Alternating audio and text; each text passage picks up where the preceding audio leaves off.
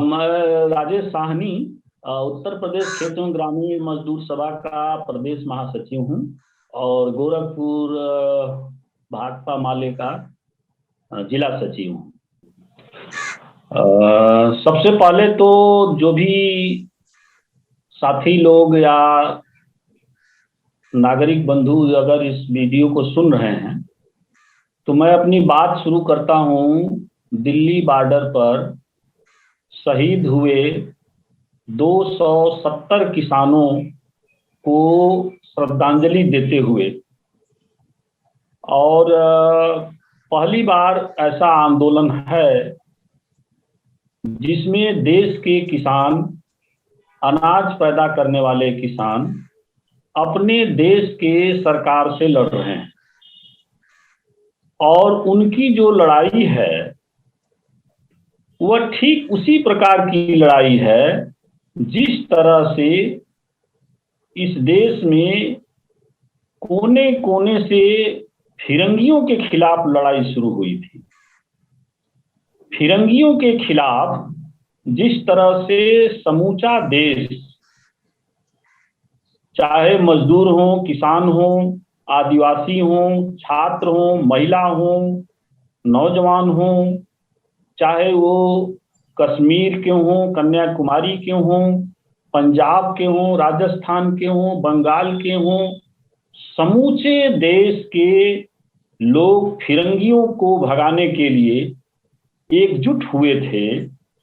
अपना भेदभाव भुला करके, अपना ऊंच नीच की भावना से परे हो करके, आपसी अंतर्विरोध को खत्म करते हुए 526 रियासत की जनता फिरंगियों को भगाने के लिए एक हुई थी। ठीक उसी तरह से आज किसान आंदोलन में लोग अपनी सहभागिता निभा रहे हैं और हर तरह से अपने हथियार से, अपने बोली से, अपने संसाधन से, अपने कमाए हुए पैसे से 4 साल के बच्चा से लेकर के 72 साल 80 साल के बुजुर्ग, माताएं, बहनें, बाल वृंद सब इस लड़ाई में शामिल हैं और पूरा मन बना करके कि इस सरकार को कृषि कानून खत्म करने को मजबूर किया जाए। और कृषि कानून सिर्फ कृषि कानून का मामला नहीं है, अब तो ये आंदोलन सीधे सीधे राजनीतिक रूप से रूपांतरित हो चुका है और किसान आंदोलन में लगे हुए समूची जनता इस बात के लिए लड़ रही है कि कैसे इनको राजनीतिक सत्ता से बेदखल किया जाए। तो मैं आप से ये कहना चाहता हूं कि किसान आंदोलन एक तरह से नया निर्माण करने का आंदोलन है।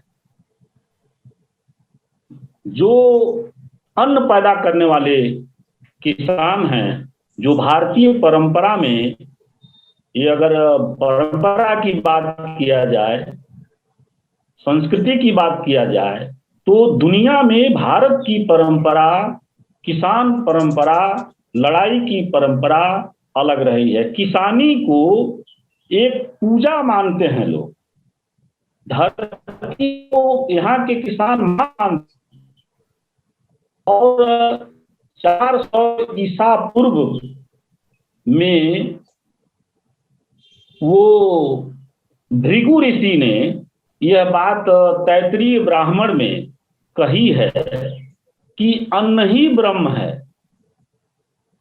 और अन्न से ही मन का निर्माण होता है। यानी अन्न को ब्रह्म माना गया है वेदों में, उपनिषदों में। आगे चल करके इसी परंपरा को पराशर ऋषि ने कृषि सूक्त नाम की ग्रंथ में, चाणक्य ने, कौटिल्य ने अपने अर्थशास्त्र में कृषि सूक्त, पराशर सूक्त नाम से जिक्र करते हुए इसी परंपरा को आगे बढ़ाया है।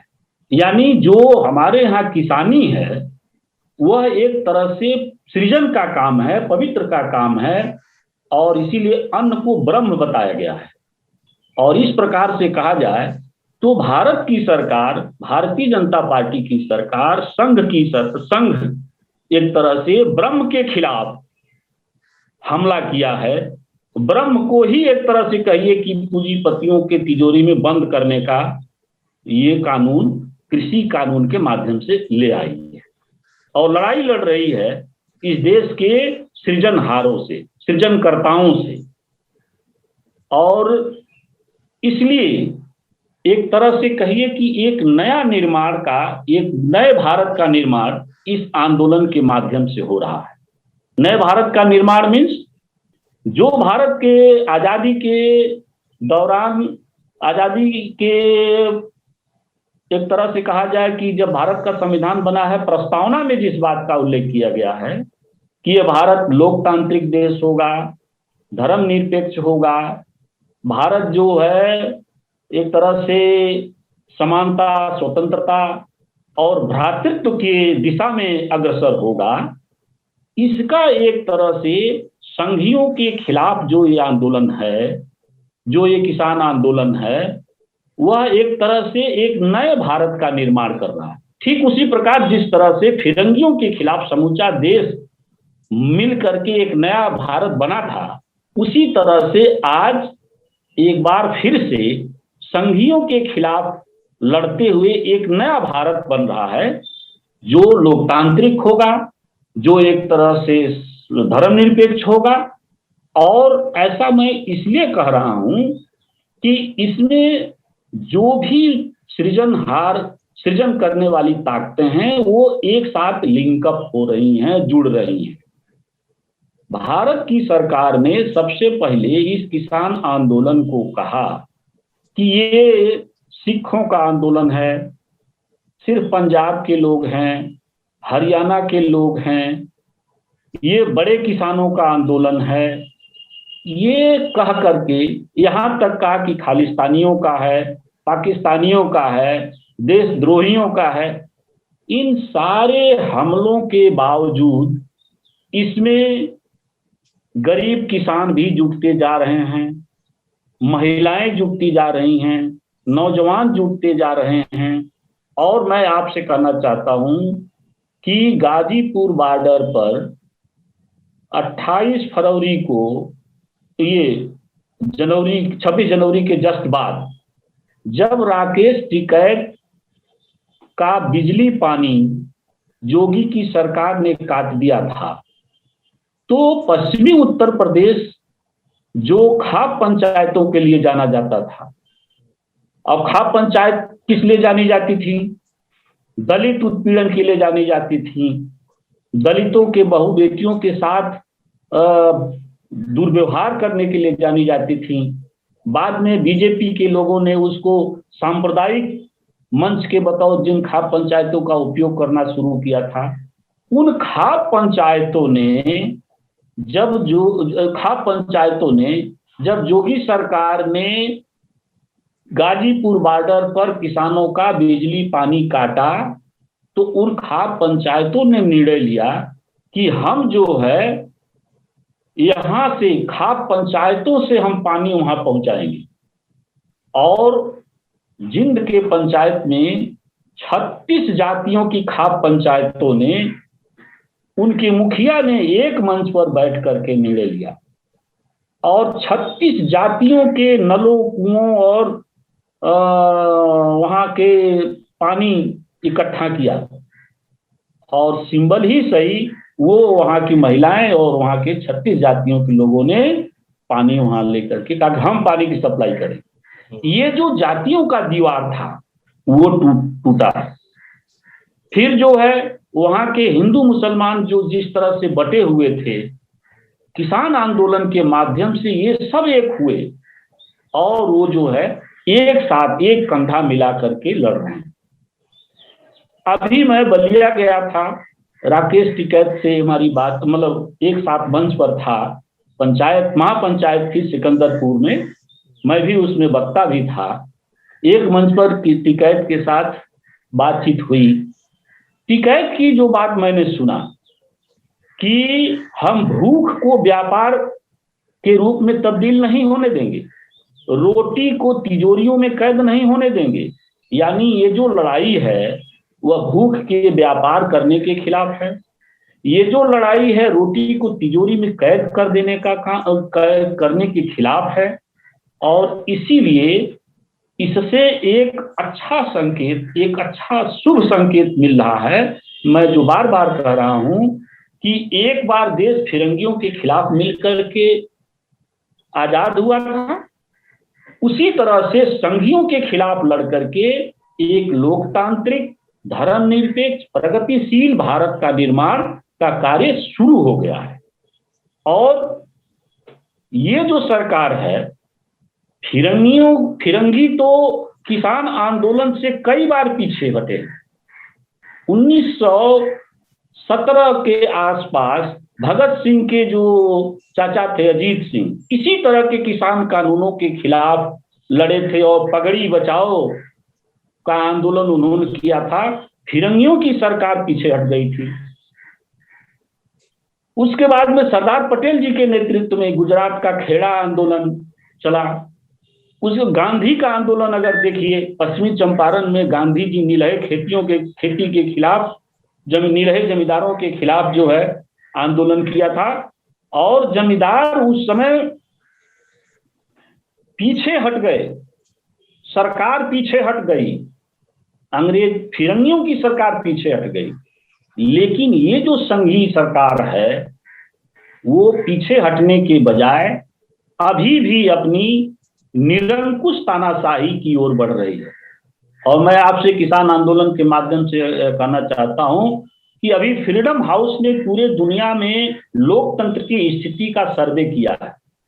उसमें हमारे देश के बारे में तो ये कहा है कि अभी भारत तो आंशिक रूप से आजाद है, यानी पूर्ण रूप से आजाद ही नहीं है, आंशिक रूप से आजाद है। जो बात कम्युनिस्ट लोग कहा करते थे, क्रांतिकारी लोग कहा करते थे कि अभी देश आजाद नहीं हुआ है, आजाद तो सामंत, शोषक और दलाल हुए हैं, दूसरी आजादी की लड़ाई हमको लड़नी है, दूसरी आजादी की जंग लड़नी है।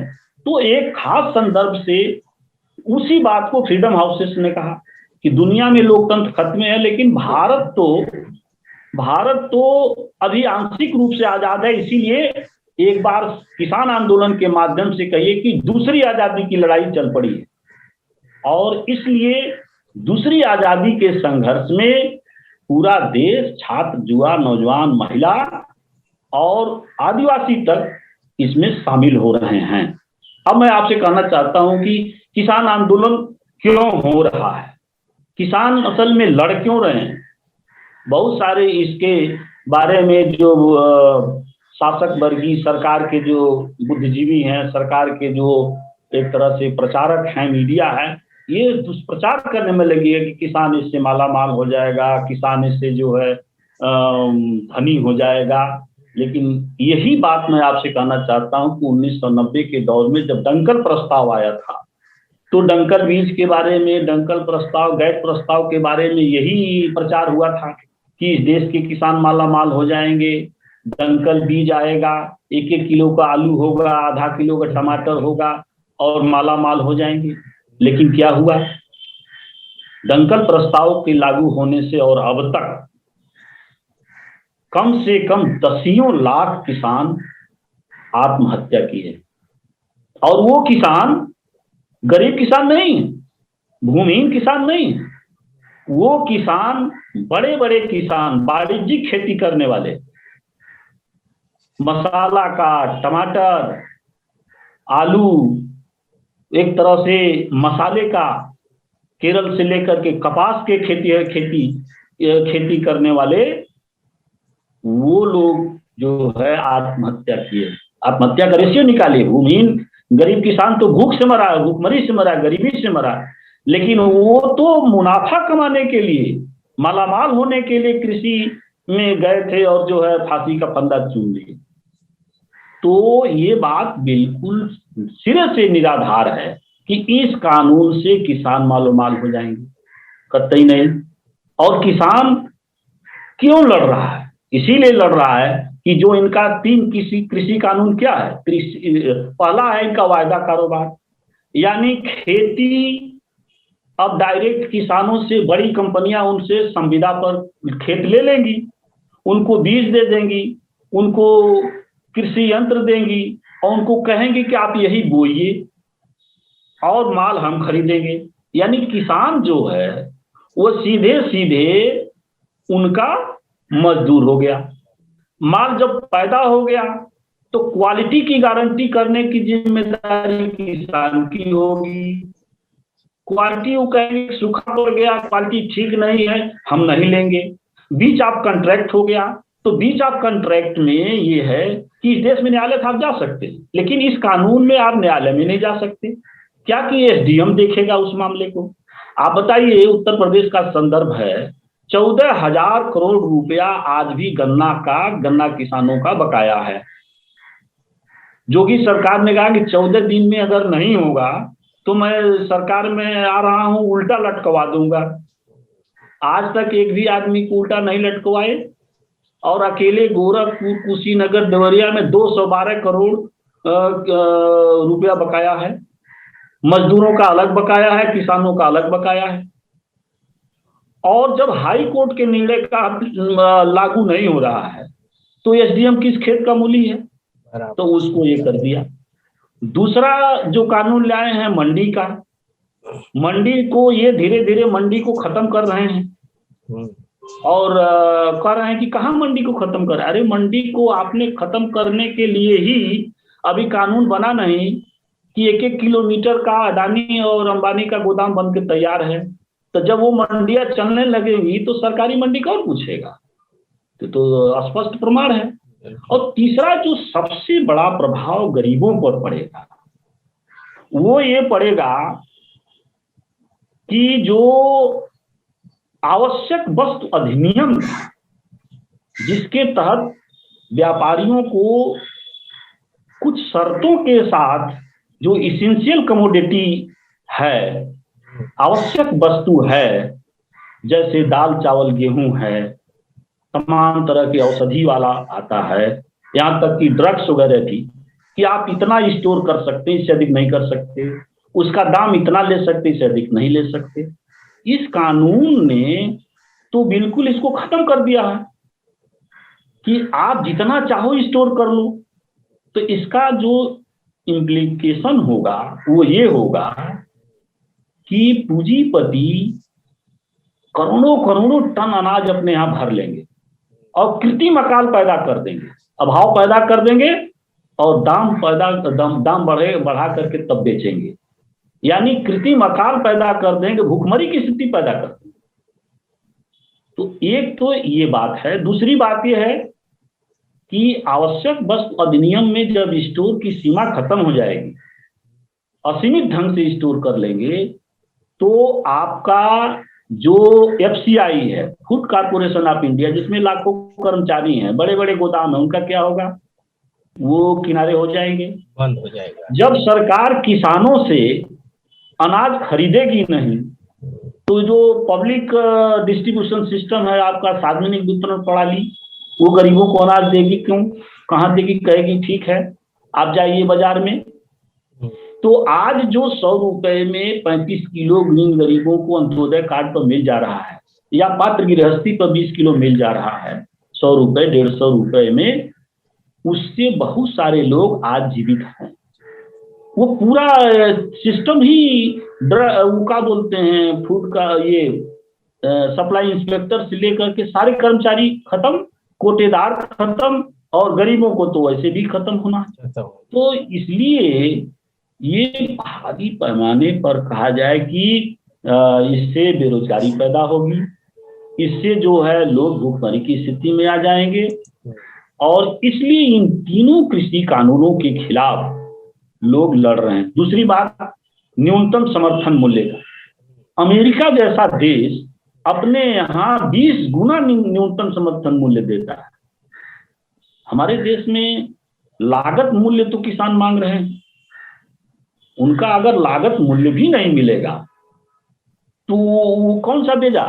और अभी भी न्यूनतम समर्थन मूल्य का जो कानून है वो अभी कुछ वस्तुओं पर निर्भर है, अभी उससे बहुत सारे ऐसे उत्पाद हैं जिस पर तय ही नहीं है, वो आता ही नहीं है। जी। तो एक तो ये है कि इस देश में न्यूनतम समर्थन मूल्य का कानून बनना चाहिए, किसान का वाजिब मांग है। और जो सबसे बड़ी बात है कि ये सरकार जिस तरह से रेल भेल सेल जो नॉर्दर्न कंपनियां हैं उनको बेचते बेचते अब ये कृषि पर आ गई हैं कि कृषि को भी बेच दे, कंपनियों को निजीकरण कर दें।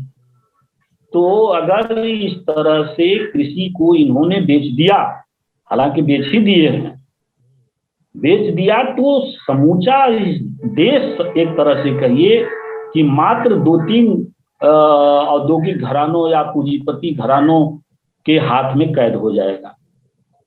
तो इसमें एक तरह से लोकतंत्र भी, इसीलिए शायद फ्रीडम हाउसेस ने कहा कि भारत तानाशाही की ओर बढ़ रहा है, निरंकुशता की ओर बढ़ रहा है। जब एक दो लोगों के हाथ में निर्णय आ जाएगा, संसद में अभी संसद का जो सत्र चल रहा था, किसान आंदोलन पर लोग बोलना चाहे, स्थगन प्रस्ताव ले आए, नहीं माना गया। तो अब किसान आंदोलन पर बात नहीं होगी संसद में, किस पर बात होगी? तो देश एक तरह से कहा जाए कि दो तीन चार लोगों के हाथों में केंद्रित हो गया है। इसलिए किसान आंदोलन एक बहुत बड़ा, एक तरह से कहा जाए कि जीवन का, एक नया जीवन देने का, एक नया भारत बनाने का आंदोलन है। और ऐसे में हम सबको, आपको इस किसान आंदोलन में समर्थन करना चाहिए, शामिल होना चाहिए। और खासकर जो गरीब लोग हैं, जो अति पिछड़ी जातियों, सामाजिक रूप से अगर देखें तो जिनके पास जमीन नहीं है, जो एक दो एकड़ की जमीन है, या जिनके पास कोई आधार नहीं है जीने का, उन लोगों को लिए तो बहुत ही आवश्यक है कि वो किसी भी भ्रम और झांसे में न आए। इसलिए कि झांसे में 14 में आ गए, बहुत हुई महंगाई की बार, मार अब की बार भाजपा की सरकार, 400 450 वाला सिलेंडर 900 में बिक रहा है। डीजल पेट्रोल अंतर्राष्ट्रीय मार्केट में दाम होने के बाद भी 100 रुपए के पार है। इसका आम आदमी के जीवन पर बहुत असर पड़ रहा है। उज्ज्वला गैस जो लोगों को मिला था, वो आंकड़ा है, इन्हीं का आंकड़ा है। वो आंकड़ा ये है कि जो साल में 6 बार खरीदते थे, उनकी संख्या घट गई, 3 बार खरीद रहे हैं।